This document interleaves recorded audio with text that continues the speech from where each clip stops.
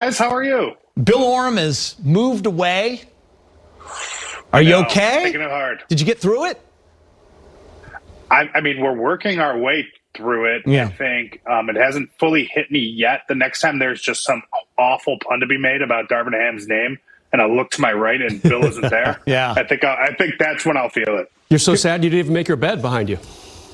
It is, Matt. That's a dog. That's a dog okay. All right. playing on the bed. Just checking. Just checking. You didn't make the bed, huh? Yeah. A little work at home there, Dan. Oh, man, this is amazing. By the way, who does get to sit next to you now? Because I know it's a big deal when you guys are on press row, Brez. Like, who's your seatmate? I think it'll probably be Jovan who'll get the bump up, I would assume. A little bit of an upgrade. I mean, we'll see. I mean, look, I just said anybody but BT was what I've always told people. Mm-hmm. But, we'll see. Maybe if Brez ever came out to a game, maybe he comes sit by me. I was about 40 games last year, but there you have it. They separate us. They separate us. Yeah, you acted like you were never there, by the way. All right, let's get into it. The latest with the Lakers possibly pursuing Kyrie Irving. According to a report by Shams, there's no traction on any type of a Lakers deal for Kyrie Irving. The Lakers were said to be pursuing possible trade scenarios for the seven-time All-Star who opted into his one-year deal with the Nets. His running mate Kevin Durant demanded a trade prior to the start of free agency. Dan, what's the latest you have been hearing regarding Kyrie? You saw what Shams had to say. I know Ramona as well has been on the radio kind of giving us the latest. It seems to change every single day. Where are we at now from what you've heard? Yeah, I think it seems to change every single day. I mean, I think the things that I think we can kind of ascertain from the situation is, one, Kyrie Irving isn't the Brooklyn Nets' number one priority right now. That's Kevin Durant, and figuring out what to do with that and what it's going to take to get the package they want back for Kevin Durant. It does seem like Kyrie is sort of a back burner to that. Probably rightfully so. He's only got 1 year out left on his deal. The trade market is pretty weak. Per kind of the notion that there's no traction, I'm not sure I would go that far. I do think that there's functionally, right, like there's one deal, and it's Russell Westbrook and stuff for Kyrie Irving and stuff to make the salary work, right? Like that's the framework. And if that's not what Brooklyn wants today, then, that's kind of where they're at, right? Like if the Lakers are hesitant to include two, unprotected first round picks into the 2030s, you know what I mean? Like then we are where we are. And I think, so, is it a stare down right now? I think a little bit of that. I think there's a little bit of posturing right now, but look, Kyrie Irving doesn't have a lot of suitors. The Lakers could use the talent upgrade. The salaries make sense. Like to me, like they still seem like the most natural partners, but just because it makes sense doesn't mean it'll happen. Guys, I've covered a lot of Laker trades over the years, and you can't really predict when they will happen. You have things like Pau Gasol materializing out of thin air back in February of 2008. No one had any clue that was happening. Same for 2012, Nash. Dwight Howard, maybe a few more people knew about it. These things can jump out of nowhere. That's not the case for this one. Everyone thinks it's going to happen, so inevitably, maybe karmically, it will take a lot longer than people expect, right? Yeah. I mean, this thing, Dan, it could take up to training camp. We could still be here in late September saying, well, is Kyrie coming to the Lakers? I mean, it could go all the way to next year's trade deadline in February, or it might never happen. There's been like a graveyard of trades that never happen in the NBA. Of course. Plenty involving the Lakers, of course. Right now, it seems like it's pretty quiet on that front. Give me a reason why it wouldn't get done, Dan. Because the Lakers don't want to commit to Kyrie Irving long term.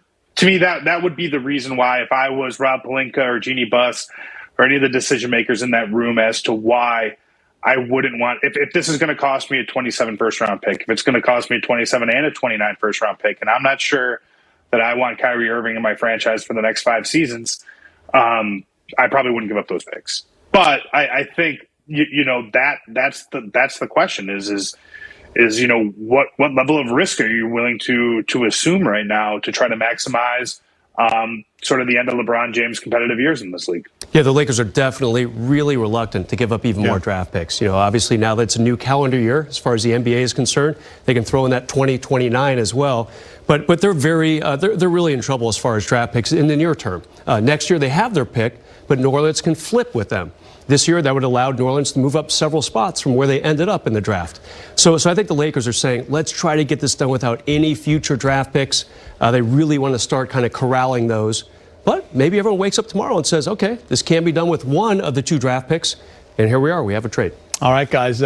Vegas has spoken, and the Lakers are overwhelming favorites to be Kyrie's new team. But take a look at who is next on that list with the second best odds. It's the Brooklyn Nets. Yeah. Because it really doesn't have to go anywhere. Right, yeah. It could be the type of thing where the Nets say, and the Lakers did this with Kobe back in 2007 when he asked to be traded. It was before the offseason even began. The Lakers were done in April that year. I believe in May, Kobe said, I want out. And it took 4 or 5 months of relentless, Kobe, come on, let us work this out. Let us work this out. Guess what? He came to training camp that fall. Powell arrived about 8 months later, maybe 6 months later, whatever it was, and everything was fine. So there's a chance the Nets say, come on, KD, come on, Kyrie, let's try to make this thing work. Maybe both guys are back when camp starts in the fall. Well, listen, they have had some magical moments together, Kyrie and LeBron, if they were to team up again. And if you want to look back at some of those great moments, look no further than the NBA Finals when they were together with Cleveland, down 3-1, Game 5. Kyrie and LeBron answer the bell, both going for over 40. Dan, the first teammates to ever score over 40 in the same game in the NBA Finals. Kyrie was 5 of 7 from 3, finishing with 41. That game right there propelled them to victory. Yeah, he's as skilled as anybody on the court. And then there's Game 7, of course, right? So I was at both of these games. And, the difference between where Steph Curry was at that time and where Kyrie Irving was, it wasn't that far apart, right? You saw, that is Kyrie Irving at the end of Game 7 who breaks down Steph Curry, I believe, off the dribble to hit the go-ahead 3 inside the final minute. As talented of a scorer from that position as there is in the league. You're also Dude seeing can do it all. You're also seeing one of the great moments in LeBron James's NBA history right here, his career, which is the come from behind block on Iggy late in that fourth quarter, Brez. And then that takes us to the game winner, the biggest shot of Kyrie's career. That is what Dan was just talking about. Breaking down Steph, and he buries it. Every person in that arena was standing. Like Dan, I happened to be there, very fortunate to see such a crazy series. And obviously, you always want to see some NBA history. But there's no stranger to big moments for Kyrie Irving. He is, the bottom line is, when he's on the court, he is an incredible player. Is he top 10 in the league? Probably a little outside that, but still, he offered a lot when he was on the court last season. And, the Lakers are going to be looking at that for sure. Dan, you know what's great about Game 7s in the NBA Finals? Father's Day. There are many of them. Father's Day. Oh, yeah. It was Father's Day. Father's Day. You got U.S. Open and that game. I remember it fondly. Big schedule there. Keats, I'll say this really quick about Kyrie, too. So when we talk about him and his reliability, right, it's oftentimes about the off-court stuff, right? Who knows what the vaccine mandates are going to be? Who knows sort of, what kind of headspace he's going to need or mental health breaks he's going to need? Who knows, right? The guy also has injury issues. And I think that is another thing to consider for a team that has got stars built around, or for a team that is built around stars that have had injury issues, investing again, multiple picks, multiple years eventually into another guy they're not quite sure you can count on for 70 games. It's tricky. I do think, though, ball in his hand, when he's going, he's as good as anybody. He's such a good shot creator. That's why he's worth the risk, maybe. Okay, well, let's talk about a former Laker who actually won a championship in a purple and gold uniform, Kyle Kuzma. He's still a fan favorite. So Sam Quinn said Lakers won a title spacing the floor around LeBron and AD. Pick and roll with Caruso, Kuzma, KCP. Just imagine Kyrie, Harris, and Curry spacing it. And Kuz said, you do know that we all locked it up, too. That's something that everyone seems to forget. You actually have to play good defense to win an NBA championship. It's not just about spacing the floor. Spacing the floor is something you have to have in today's NBA to win, but you have to be able to defend multiple positions, especially on the wing and the perimeter, and that's what the Lakers did. Do you think they're going to look for that identity again, Dan?